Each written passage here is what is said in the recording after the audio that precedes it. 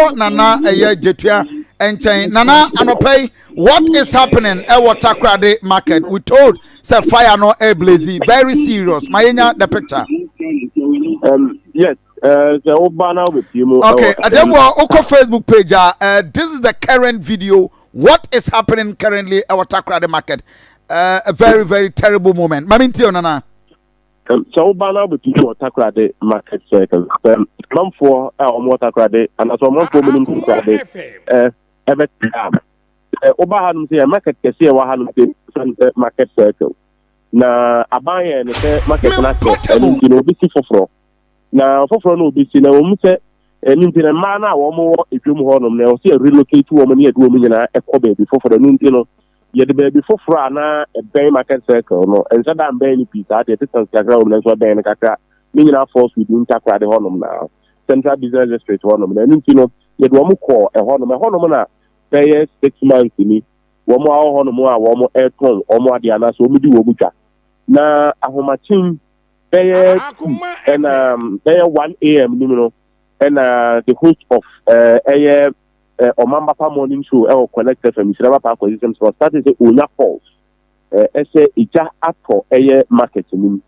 na ampa ye boaboa ye ho kopie mu dwumo ho no mo sabre no na free sabre no a biti sabre ija no ahye sa ho kopie mu ho no mo a omo esi anaso omo ye market no omo ye ne se enya bebi omo kwa akotena permanent place na emu mo mbetena on mani ya se ne be ye brebi so na si eye eja foforo ne wia no ma sanso akoba enu mpiri ama omo start se wo ho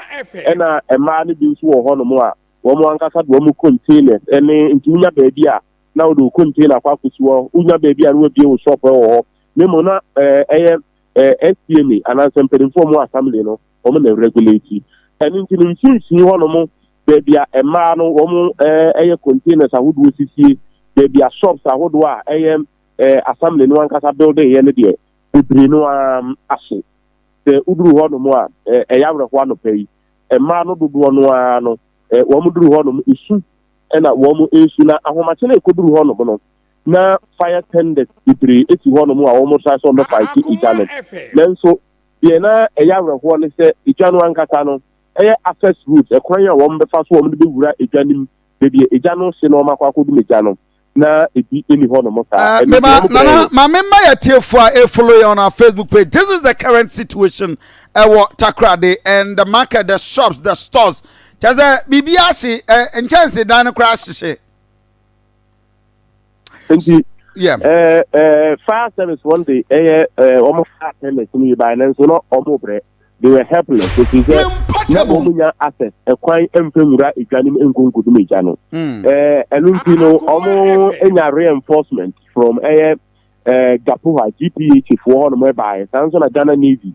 Once a buyer on the boa almost said, "Woman in a channel." Now, free Sabrina, busy Sabrina, almost 5 January, Masameka Sadia. Ejano enyen dumi kra mpodie nanso abafom na efomu aba no kona kopie mu wodom na so ye wadwene se ko hwe the extent of damage ekwan a ejano afa so a asai eniema udwumu wodom no a yawre hu gidi se pictures na say wo kan se wo Facebook a wa hefo nyina ehwe bie no wo mu o ton bayire inkosia se o hwe eniema bebre nkofo bebre eniema asai so hwe so wodom a shed bi anase kiosk bi nyina ase ho no no na ebimu ton entoma ebimu aton mobile phones ebimu aton eniema bebre ni nyina ase drebe ema no dodo no esu no musu ebimu ho no mo musirimu se wo mu disika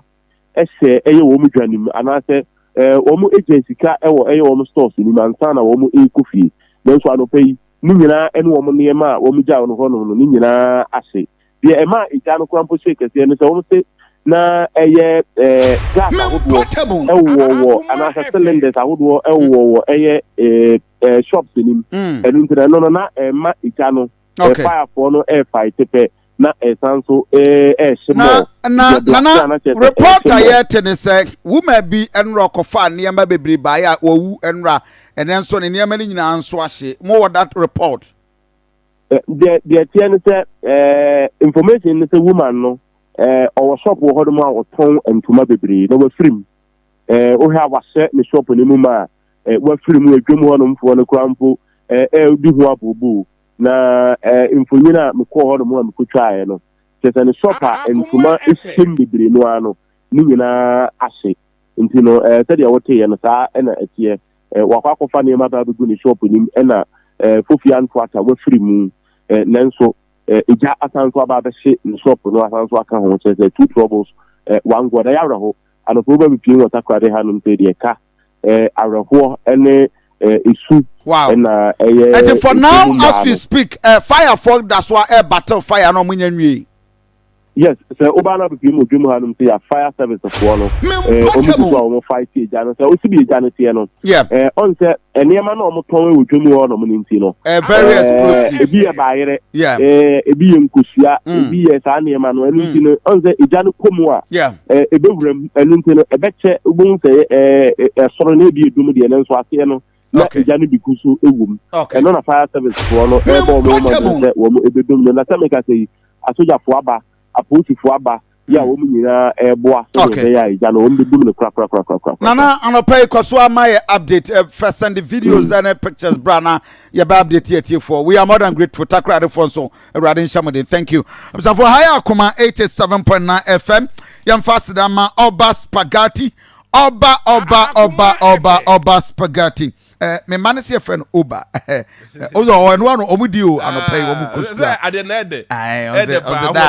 da nya oba Uber spaghetti ay second boy very come na ozo da Uber spaghetti second boy for the day no o stop on ozo da and na yetira kan oba Uber spaghetti ay nam so sa obu tikem na omu debate ho ma me no omu kon but observe ko video na hwe and that is the entire market is bent. This is serious. Who do central market